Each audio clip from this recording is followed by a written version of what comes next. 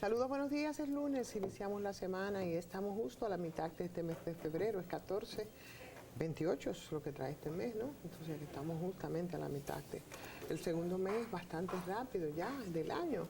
Me parece que ayer estábamos con todos los aprestos y demás de las navidades, de los finales de año, o sea que vamos avanzando y en la medida que avanzamos también muchos temas que cada día se nos colocan en la mesa, otros se quedan inconclusos, se van olvidando, se van sobreponiendo.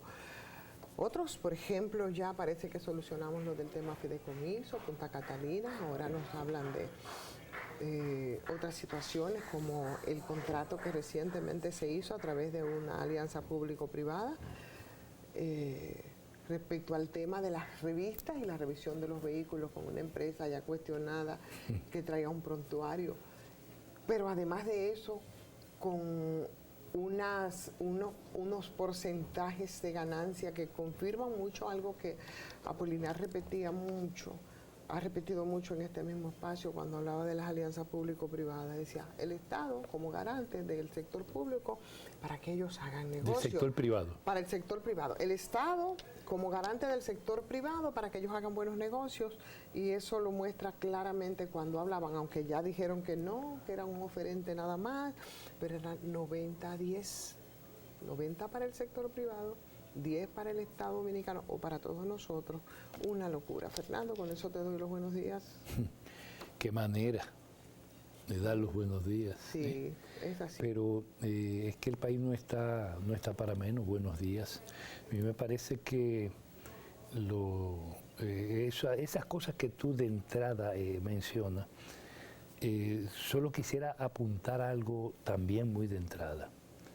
O sea, no es que se nos sale el tema de Punta Catalina fideicomiso. Es que parte del guión y de la estrategia mediática está orientada en ese sentido. Si le bajan la presión, probablemente dentro de unos días en el discurso el responsable de todo aparece como un héroe, o se intenta presentarlo así. Porque yo pienso que todo está asociado a un manejo que se relaciona con lo que eventualmente deberá abordar de manera inevitable el presidente de la República en el discurso del 27. Porque es un discurso no solo a la nación, sino que se espera eso. E incluso donde se refleje por demás todo el acontecer político en términos bien gruesos, que tiene que ver con lo que son las ofertas de los partidos tradicionales y particularmente el Partido Revolucionario Moderno en su situación, que tendrá que prontamente abocarse a hablar de temas que son peliagudos y que de alguna manera van a gravitar también sobre la vida del país de manera fundamental, igual que todos estos elementos que tú estás refiriendo. Así como el caso, por ejemplo, de esa empresa que ya también las nebulosas, según ellos, bueno, pues se diluyen después de haber dicho no fue que se hizo un acuerdo, es que simplemente fue un oferente que... Alopinergy. Claro, Alopinergy, no fue así, que fue sí lamentada planta secreta. Entonces ahí se quedan las cosas y después ya no se le da seguimiento. Y por supuesto, ahí tenemos el tema de la discusión sobre la posible modificación a la Constitución, todo eso en el marco del Consejo Económico y Social. Ahí se está enviando para posibles discusiones, ¿no? De lo que sería entonces lo que ya iría al Congreso. De lo que sí no se habla es de todas esas propuestas, aquellos 12 puntos de los que hablaba el presidente en algún momento el año pasado, de muchas presiones, porque la verdad uno tiene que vivir en un ejercicio permanente para recordarle a la gente y para que le podamos dar seguimiento y desmontar las incoherencias, ¿no? Y hablaba de 12 puntos en un momento complicado, y dentro de esos 12 puntos estaba el tema de la reforma fiscal, ¿ok? Pero no solo eso, es en el marco de un Consejo Económico y Social que está metido en una situación específica. Recientemente se produjo una denuncia pública, una información pública en la que se daba cuenta de que el proceso de seguimiento del pacto educativo había caído en una suerte de España boba y que no se estaban asumiendo los compromisos, las responsabilidades y el rol que está llamado a jugar el CEF en el proceso de seguimiento del primero de los pactos. 1. 2. Está el hecho de que de las 12 reformas nadie habla prácticamente, que el presidente de la República convocó justamente el Consejo Económico y Social para eso, donde incluía temas que se suponía ya habían sido superados por los propios juegos del CES, como el llamado pacto eléctrico, que se sometió de nuevo a un proceso de revisión y de discusión en el marco de ese organismo y en una de sus mesas de trabajo.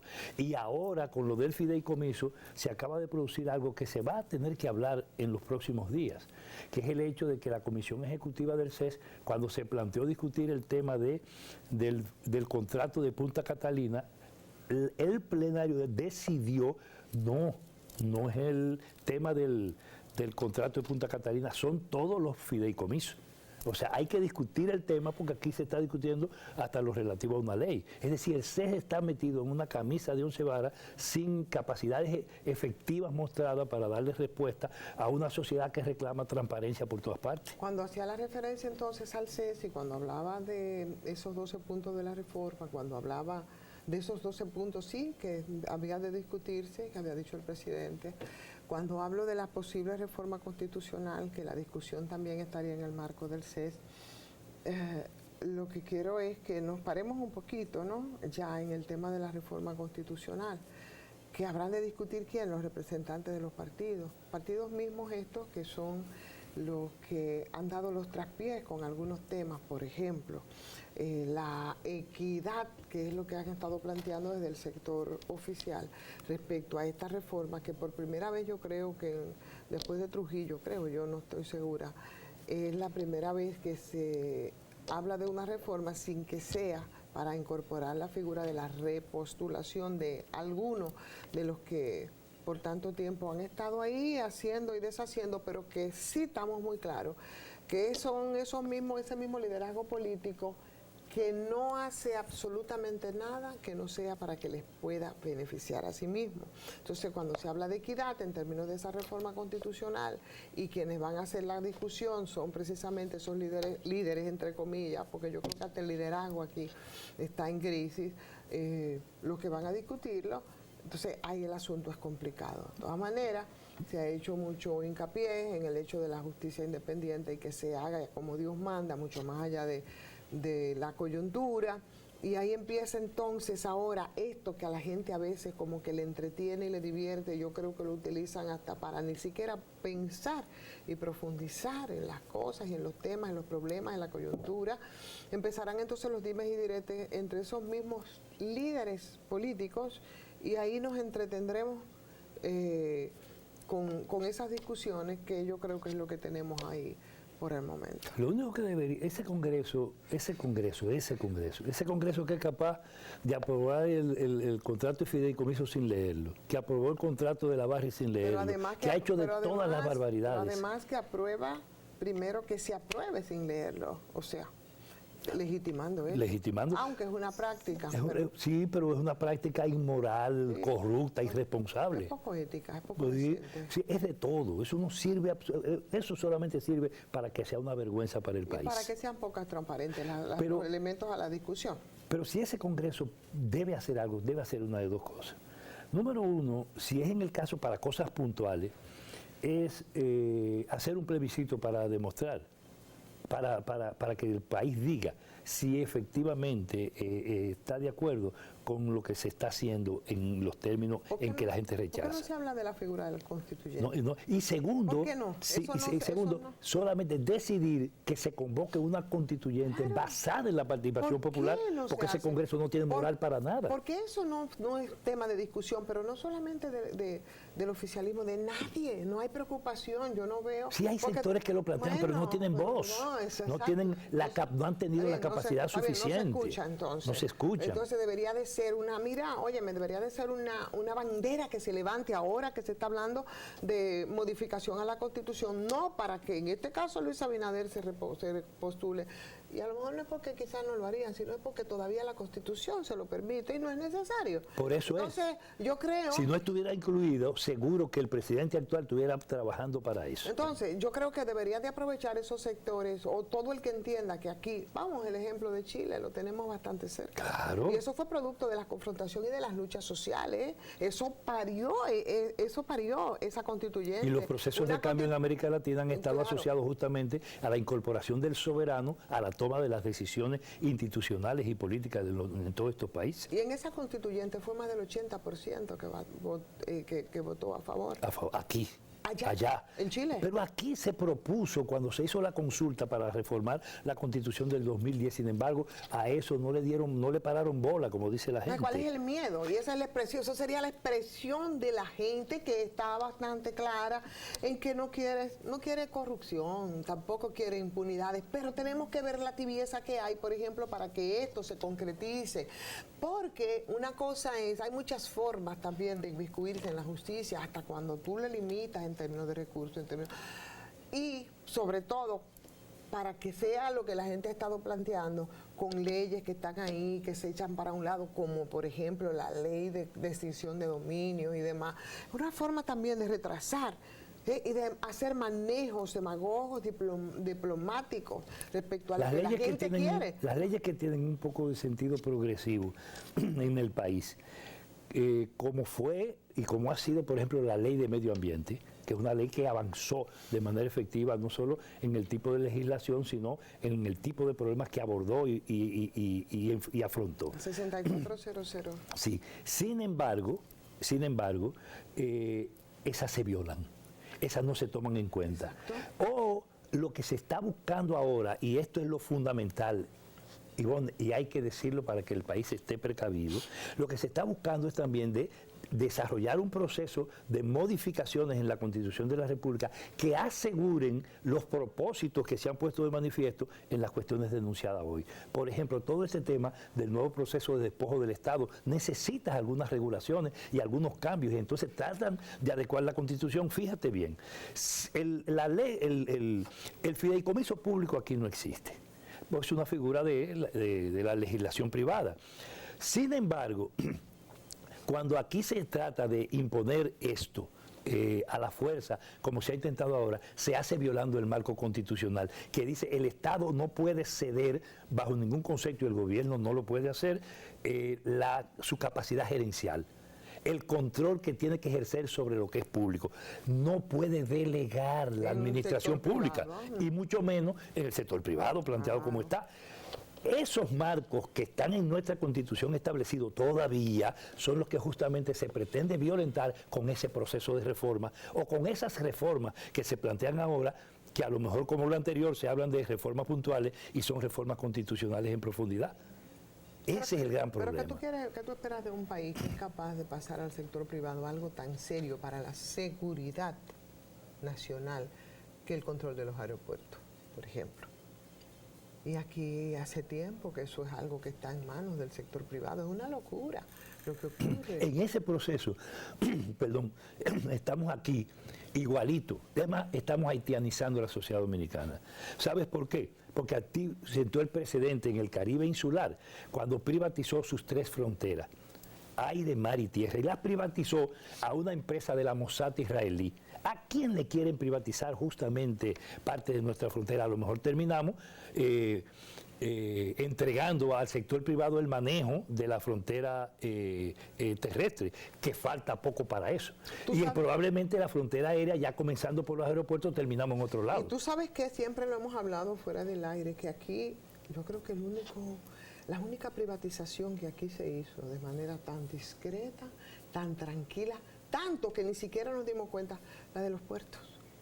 Aquí se dio un proceso práctico en los hechos de la privatización de los puertos cuando se construyó a Cauceo y Jaina, que igual también es operada. Está bien descrito en un libro poco difundido, pero que lo tiró el propio Estado, ¿no? Sí, claro. Que lo trabajaste tú. Sí.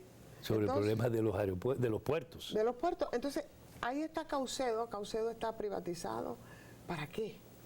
Porque por ahí, por Caucedo. Piensa en el multimodal y lo que significa en el marco de la región. Multimodal. Y además, ¿en manos de quién está el negocio fundamental que ahí se desarrolla? ¿Cómo eso se vincula incluso al transporte de carga y de qué manera? En lo que se averigua, para el narcotráfico ha sido una misa de salud. Así es. Hay que decirlo. Para el narcotráfico ha sido una misa de salud y sería muy extremo uno decir, óyeme, pero ¿esto para qué fue? ¿Para que haya más flujo? En términos de... O más autonomía o del tráfico de droga, que ahora se nota un poquito más porque la decisión parece que de Estados Unidos de un poco activar, por supuesto que no en la dimensión que debería, el tema de la persecución al narcotráfico, y eso se puede medir en el hecho de que mismo, y lo han determinado ellos, cuando siempre de lo que se declara es por lo menos un tercio de lo que se mueve y de lo que se trafica. Y ahora hemos escuchado un poquito más sobre ese tema del tráfico. Imaginen ustedes, hagan un ejercicio de esas complicidades en las que ni siquiera para guardar la forma se intersectaban, porque la queja es esa. Entonces, que se ponga ahora el problema constitucional en el marco de un Congreso que usted tiene casi el 40% de riferos y negociantes de ese tipo, una influencia comprobada del narcotráfico metido en eso, no solo en el financiamiento de campañas, sino en el pase de otros recibos a quienes ahí llegan. Y otra parte vinculado severamente al tema de la corrupción, o sea, un Congreso caracterizado fundamentalmente por eso. ¿Qué constitución del carajo puede modificar a favor del país?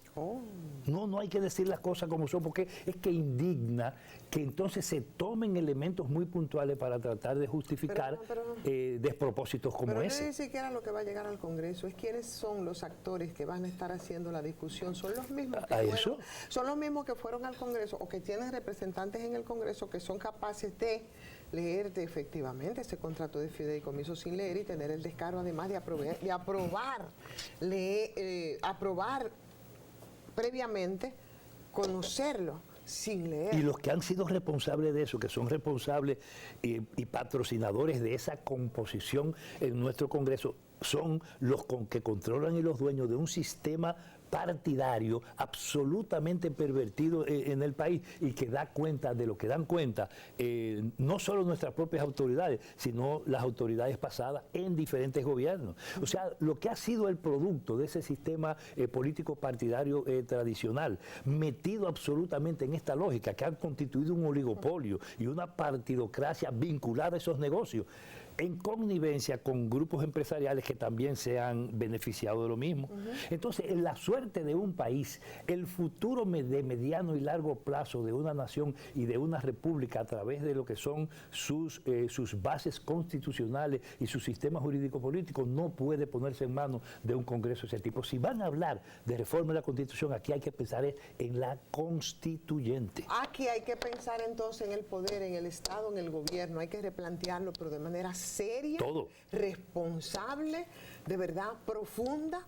Yo creo que es algo que es un ejercicio que hay que empezar a hacer. Y está bueno para tener el poder que hemos tenido. Vamos a la pausa y venimos.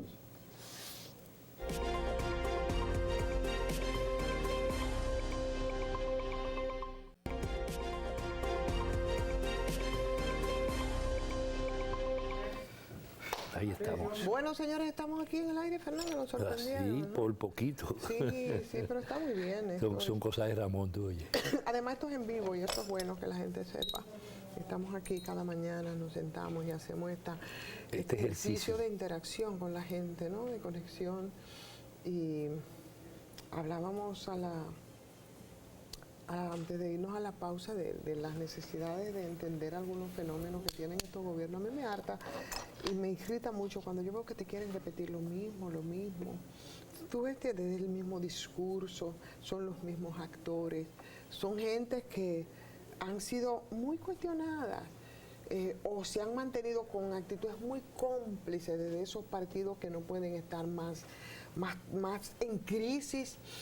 Y de cara, por ejemplo, a las próximas elecciones, tú ves que te quieren hacer las mismas ofertas, esos mismos actores, como si nosotros estuviésemos de espalda todo lo que ocurre. Es verdad que siempre hemos llegado tarde, cierto que hemos llegado tarde. Estos procesos, por ejemplo, en América Latina que comenzaron, no con Chávez, mucho antes, comenzó con Fujimori, aunque fuese para equivocarse, como de hecho se equivocó Perú, pero estaba planteada la crisis de los partidos tradicionales y se expresó en esos procesos de búsqueda. Pero lo vivió incluso anteriormente, porque cuando llegaron los gobiernos militares democráticos o liberales fue justamente cuestionando la incapacidad de los sistemas de partido, y no te olvides de Velasco Alvarado.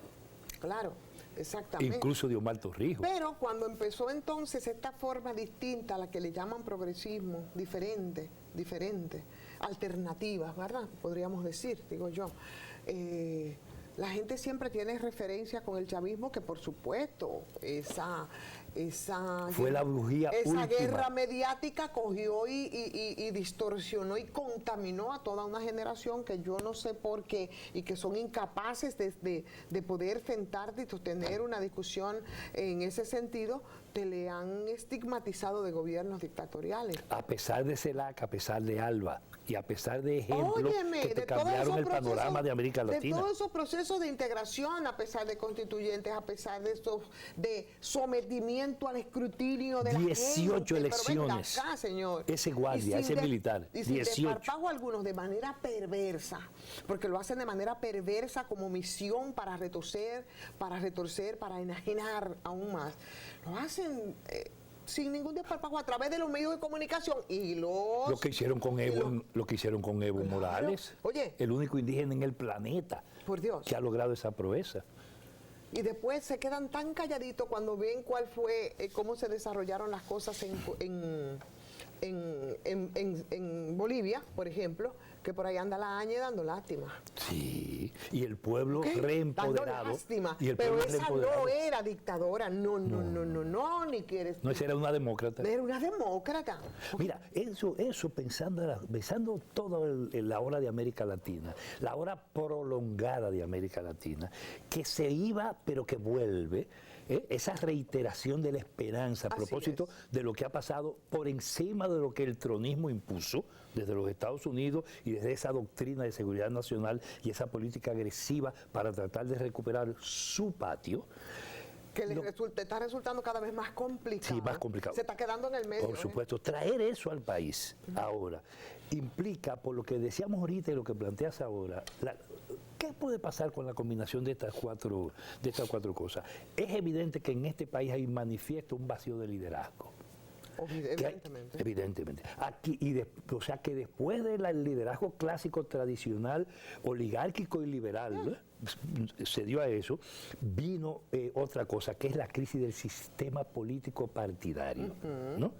Aparte de esa, que aquí hay un proceso evidente de crisis económica y social en el país que nadie puede negar, independientemente de todas las barajas y las excusas que se busquen, pandemia incluida. Y un último elemento que es, y sobre todo después de lo de Marcha Verde, un evidente proceso, lento todavía, poco definido aún, de empoderamiento ciudadano. Sobre todo a partir del tema de la impunidad. La combinación de esas cuatro cosas ahora. Para llenar una crisis que es la que a mí más me preocupa, que es la crisis de alternativa. Ahí digo, ¿a dónde llegamos ahí? Porque justamente te plantea el tema de las alternativas de nuevo frente a todo eso que evidentemente tendrá que ser superado por razones no solo históricas, sino de sobrevivencia de un pueblo. Diablo, que está bueno de tanto sufrimiento. Claro. Entonces tenemos que empezar a ver un poquito más allá de nuestras narices. Pero ¿qué es eso que tú me estás hablando a mí, por ejemplo, como posibilidades de un dique Leonel Fernández, señor? Que, o sea, es que nosotros sufrimos de amnesia y que se da el lujo, por ejemplo, con las críticas que hacemos a esa iniciativa de modificación a la Constitución. Bueno, la puede hacer quien tiene calidad moral para hacerla, porque lo que entendemos que deben ser modificaciones más profundas y con más participación de la gente, y por eso hablamos de la figura constituyente. Pero no acepto yo que un señor que se llama Leonel Fernández, para citar un caso nada más, o los PLDeses, porque los PLDeses te los incluye a todos. Sí, claro. Te estén hablando. El PLD de los dos pedazos. Los PLDeses, que siempre yo lo decía mucho parafraseando a mi amiga María Teresa Cabrera, que ella en su cibaeño, que es muy de ella me decía los PLDeses, para hablar, ya, se lo ahorraba y no decía el PLD, los PLDeses y punto. Pero ahora eso es algo que los involucra, decir y oponerse de manera rampante, ¿no?, a esas posibilidades, y es la misma persona que a través de el Poder Judicial como instrumento a su servicio, nosotros sabemos perfectamente qué fue lo que hizo con el tema de las altas cortes, por ejemplo, ¿no? O sabemos lo que hizo con el tema del 4%, con la ley que decía que el 4% del PIB tenía que ser destinado para la educación, y que rodó en manos de ese presidente y del otro que fue Hipólito Mejía, pero sobre todo de Leonel, que gobernó por 3 periodos, pero además es un maestro de toda la vida. Y que cuando Danilo se plantearon no cumplirlo y la presión social fue la que aseguró que dijera, bueno, porque no iba a haber ni siquiera pacto educativo en aquella ocasión. Recuerdo que se trancó. Entonces tú tienes que estar viendo esos mismos actores, o tú tienes que ver el ser más oportunista. Mira, perdóname, lo voy a decir así, porque ahorita, como tú dijiste, un K.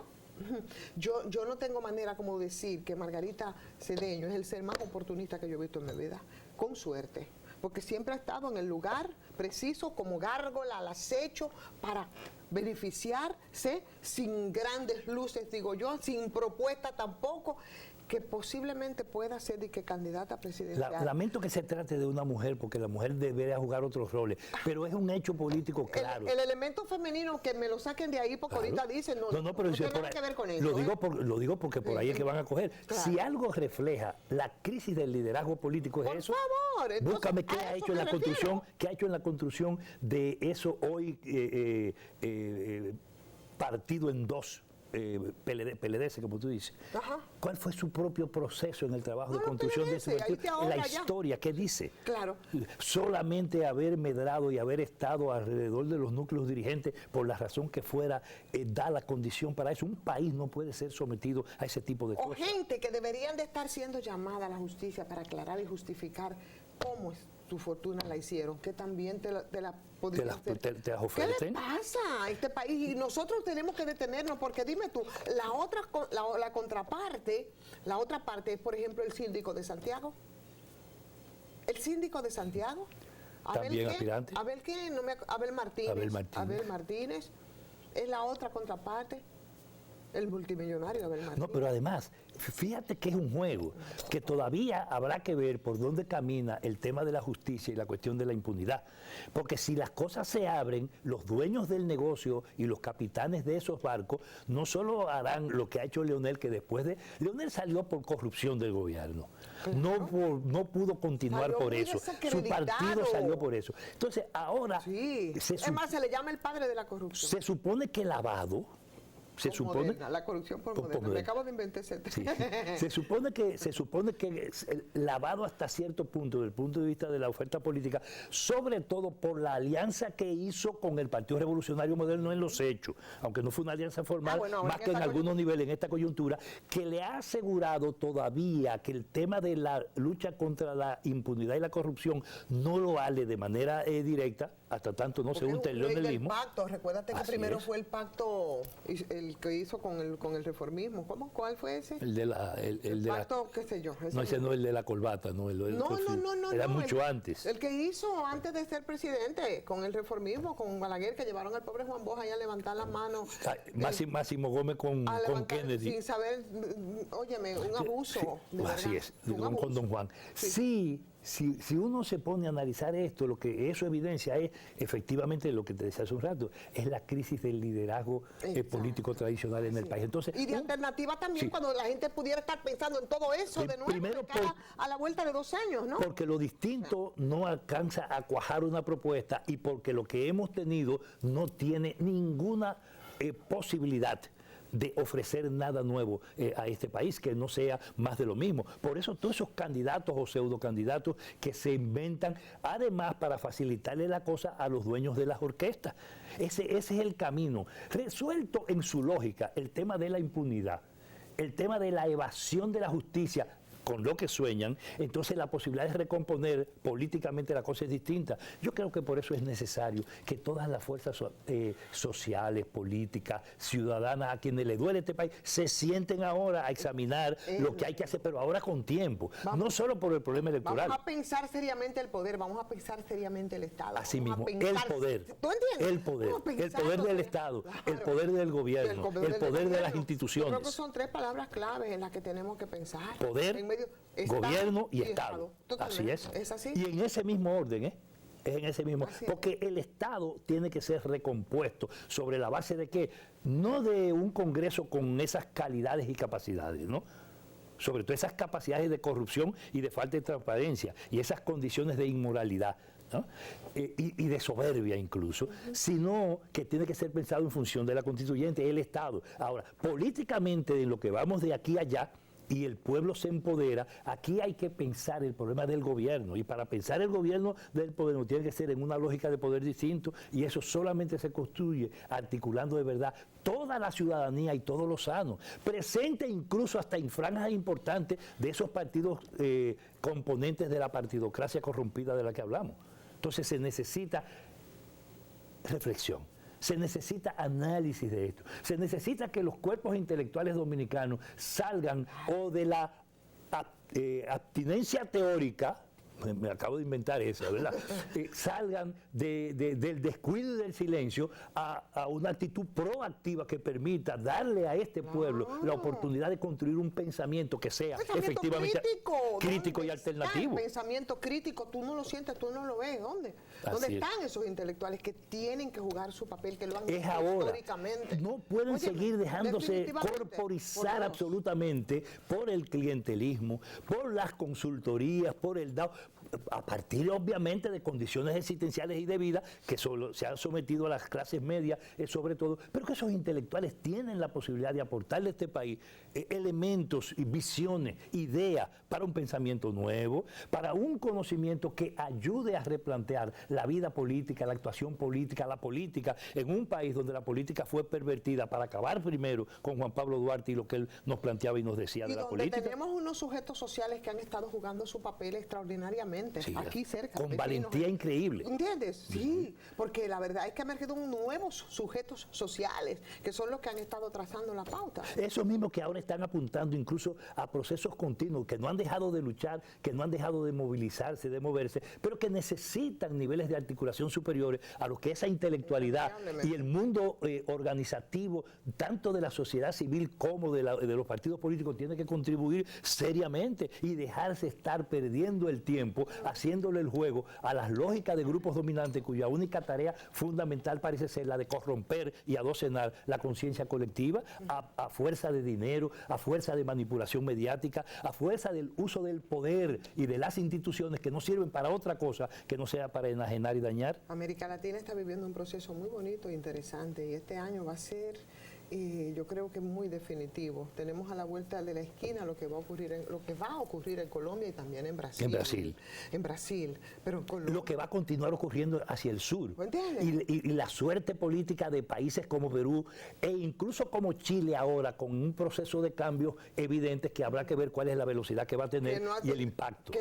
Yo creo que la mayor expresión de derrota del neoliberalismo lo acaba de dar Chile. Por supuesto. Por lo menos, aunque sea tácticamente. Porque era el mayor exponente, era la referencia. Era la referencia. Entonces, yo creo que esa ha sido la mayor derrota precisamente. Y la República Dominicana tiene que colocarse a la hora de América Latina. Y sobre todo, porque nosotros desempeñamos en el marco del Caribe insular un papel y un rol muy especial. Tan al centro como estamos de todo el Caribe insular, pero compartiendo el único territorio insular que es compartido por dos países absolutamente diferenciados desde el punto de vista cultural y político, pero donde se combinan dos cosas. Una avanzada de la política del imperio que nos tiene como un laboratorio permanente para su política regional y para sus estrategias geopolíticas, y un Haití que es imposible de sostener en las condiciones que lo ha puesto todo el poder colonial, neocolonial y el poder imperial de los Estados Unidos, que es quien lo tiene justamente en una situación como esa. Entonces, desde aquí nosotros necesitamos repensar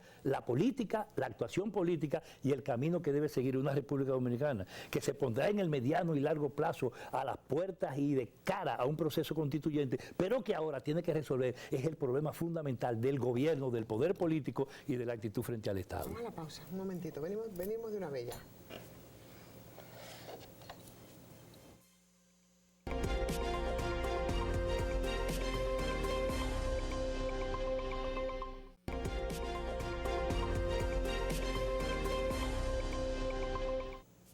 La verdad es que teóricamente se oye muy lindo, PRM del siglo XXI, partidos del siglo XXI, pero ¿cuáles son las implicaciones que tienen los partidos del siglo XXI? ¿Cuáles son las características que deben tener los partidos del siglo XXI? Fernando, como estaba planteando, vaya Guido ahí para su actividad que tiene, creo que es el día 20, ¿no? El 20, en el Hotel Lina. En el Hotel Lina me parece interesante.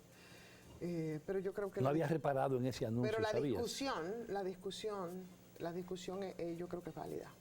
Claro que es válido el examen de la situación de este país, de las características de nuestros problemas actualmente, del mando político que tenemos y las cosas que ofrece, sobre todo en el marco de un partido cuyo liderazgo está haciendo todo lo contrario a lo que ofreció durante campaña y a lo que reclamó un pueblo movilizado durante años con la bandera verde.